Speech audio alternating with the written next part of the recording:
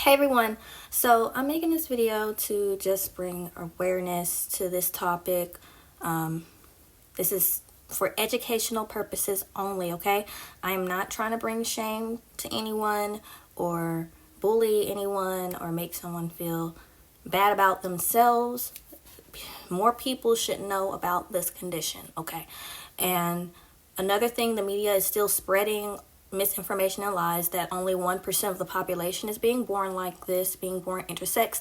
There are a lot more individuals being born like this daily. It's not as rare as you guys think, due to our government dumping chemicals into our tap water and allowing these toxic pesticides, to get into the environment, and of course, still allowing toxic pesticides to be sprayed on the food itself, okay? Our food, our fruits and vegetables are literally considered poisonous, but we're still consuming this stuff because, the GMO stuff is cheap. But people don't understand or realize, like, how much the government is really poisoning us and how this is affecting us today, okay, and our children, all right? Like, this really is altering our DNA, okay? Now, hermaphroditism has been a thing, okay, for centuries. Like, intersex people have been written about, and, there are old diaries from these people who existed back in the 1800s and 1700s. I read a lot of documentaries about intersex people, okay? Like, black people want to hide from this topic or keep their heads buried in the sand about this topic. And when someone exposed their favorite celebrity or favorite influencer or just political person, they get upset and it becomes personal. They think you're personally attacking them or saying that, oh, all black women look like this, when I'm telling you, no, all black women do not look like or have the proportions like Michelle Obama or Serena Williams or Krishan Rock or Sexy Red. These two new artists that I'm exposing today, industry plants. They're not real artists, they're industry plants, okay? Like, people really cannot tell the difference between a DNA woman, a intersexed male, and a transformed female. Like, no, y'all really can't tell the difference. Y'all say y'all can, but none of y'all really know real human anatomy. Like, y'all really think big fake parts make you a woman, like having big titties. But no, women have a different bone structure and anatomy than, men and those in between sometimes, okay?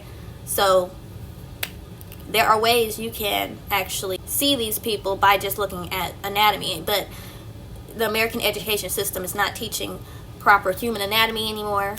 Okay, they're not teaching the difference between males and females. They're saying that we're all the same, except for the part that women might have some wider hips. That's literally what they're teaching now. And they're not teaching that men build muscle differently than women. They're not teaching any of that in school anymore.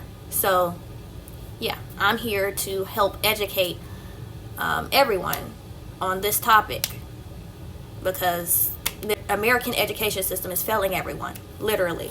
And, they're doing this for deception also. Like, so, the people in Hollywood can continue deceiving and putting hermaphrodites and fake, and transformed women in front of us and keep masquerading them around like they're DNA women. These transformed men and XXY hermaphrodites are literally everywhere, and they have taken over the modeling industry. I know a lot of people say I'm pretty enough to be a model, maybe, but I will never get that opportunity because they're giving that all to men, okay? And I actually have a few friends that actually tried the modeling thing, and you know, they are drop dead gorgeous, but just did not go far because they're not androgynous. Like the Jays love androgyny, okay? They love the shit. And if you don't have the big wide neck, the broad shoulders, and the square jaw they're looking for, you're not going to be a model. 11 years old, my mom sat me down and told me that I was biologically male. What, I don't look like a biological male to you? To me, you do. You're not fooling me. As a little girl, always wore pink, and I remember in school feeling really outcast and uncomfortable, and like I never really got along with anybody. Always feeling really misunderstood. When I was in 5th grade, my friend had gotten her period, and I was so excited to come home and ask my mom when I was going to get my period. By middle school, I really wanted to have boobs and to like become a woman. My mom was nervous and really anxious and sat me down and she said, well, you have this intersex condition, you know, you aren't going to be able to have kids and you're not going to get a period. So when I was born, I looked like a typical baby girl on the outside. When I had a hernia as a baby, they went in to fix the hernia. Whoa. Pause. Flag on the play.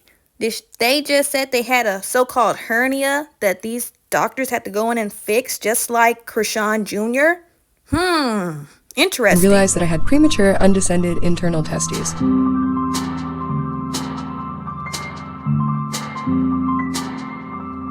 I was just shocked. I was in disbelief. I was like, how does she know something about me that I didn't get to know? I just remember lying in bed that night crying, being like, oh my god, I'm a boy.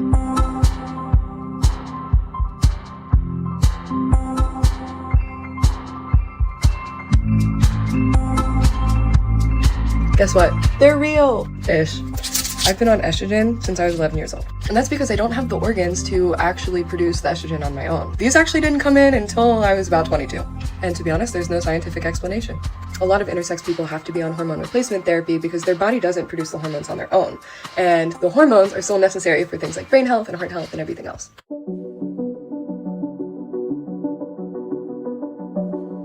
I told friends in middle school that I was intersex. And by the time I got to high school, the girls that I had told everybody in high school, so then I was bullied. You know, they called me a hermaphrodite. How people respond when I tell them I'm intersex depends completely on their gender. In addition to being intersex, I'm also queer. So when I tell women or queer people, they don't really care at all.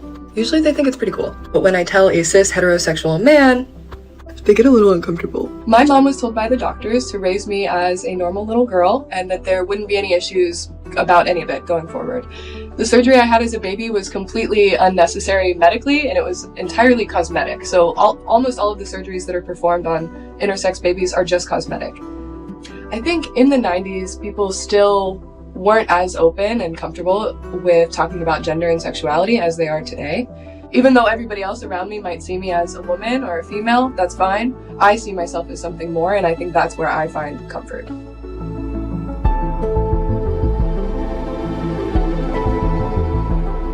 As I've gotten older, I don't have any distrust and resentment towards my mom because I realized that she made the best decision that she could for me, and that it was usually the doctors that are creating shame and secrecy and manipulation around intersex diagnoses. I think the best thing that parents of intersex children can do is tell them from a place of love and acceptance and not create fear or shame, and to never consent to any sort of procedures that are not completely necessary for the baby's well-being. Really, I just want intersex children to know that they're not broken. Intersex people are 1.7% of the population. So knowing that there's that many people out there and there's so many different ways that our bodies can look, we shouldn't be ashamed, anybody, intersex or not.